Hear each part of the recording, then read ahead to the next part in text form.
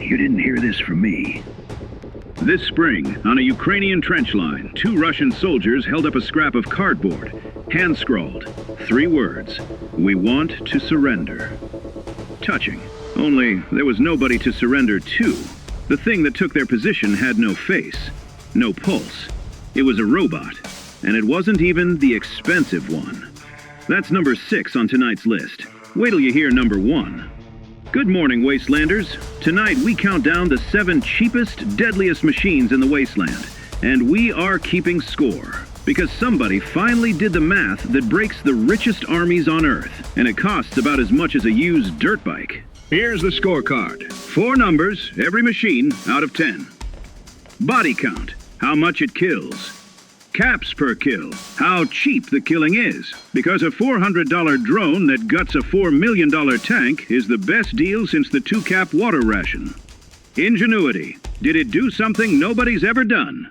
And strategic shock, did it bend the whole war? America spends the better part of $1 trillion a year to be the biggest gun in the room. These folks are out killing the room with stuff they ordered online. So grab a pencil, Wastelanders. We're counting up. Number 7, the Sea Baby. Ukraine doesn't have a navy, so they grew one in a garage. Jet ski guts, a brain, and a belly full of explosives. This is the drone boat that motored up to the Kerch Bridge, the one Putin personally swore was untouchable, and knocked twice. Its little submarine cousin crippled a $400 million Russian sub. First time in history anybody gutted a submarine with an underwater drone. So why's a bridge killer sitting dead last? Because the price tag is classified, and a kill you can't put a receipt on is a kill you can't bank. Spectacular resume, lousy paperwork. The Brotherhood's whole navy, sunk by a canoe nobody will tell me the price of. Number 6, the Tarhan, our cardboard surrender friend from the top of the show.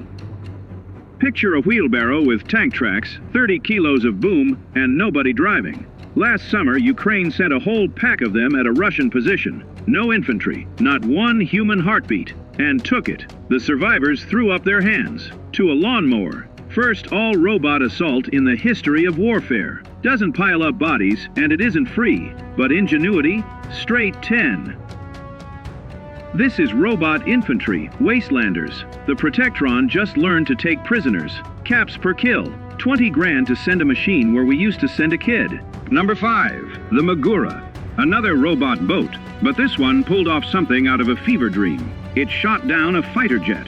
From the water, a drone the size of a jet ski reached up and swatted 2 Russian Sukhoi Su-30s, $50 million each, out of the sky with missiles bolted to its hull. First time in human history a boat with no crew killed a plane. Highest ingenuity score on the whole board, a perfect 10. It doesn't rack up the cheap and cheerful body count, so it lands at 5. But it ran an entire fleet clean out of the western Black Sea. Mr. House would tip his hat. Patience, leverage, and one shot nobody thought was possible. Number 4, the Lyutyi. Now we reach out and touch somebody. A flying bomb damn near the size of a Cessna that crosses 2,000 kilometers and parks itself on a Russian oil refinery. 1,700 clicks from the border. 55 grand. Flies the last mile on machine vision, so jamming it is like swatting a wasp that already knows your name.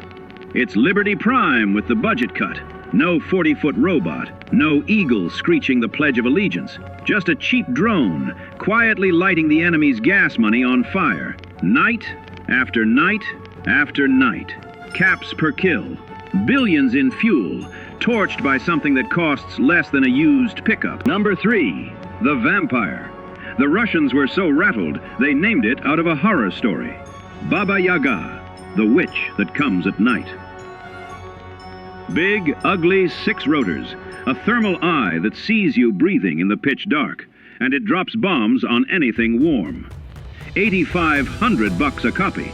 They cut the price in half. 2.5 million sorties last year alone.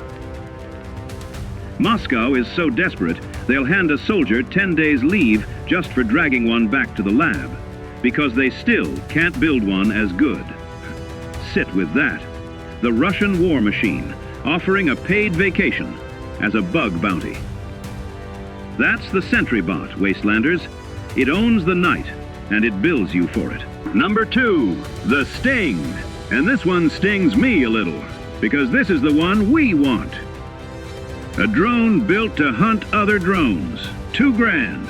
It runs down those $50,000 Iranian Shaheds, the ones Russia rains on apartment blocks at 3 in the morning, and swats them out of the air. More than 7,000 kills, 80–90% hit rate. The Pentagon took one look and reached for the checkbook.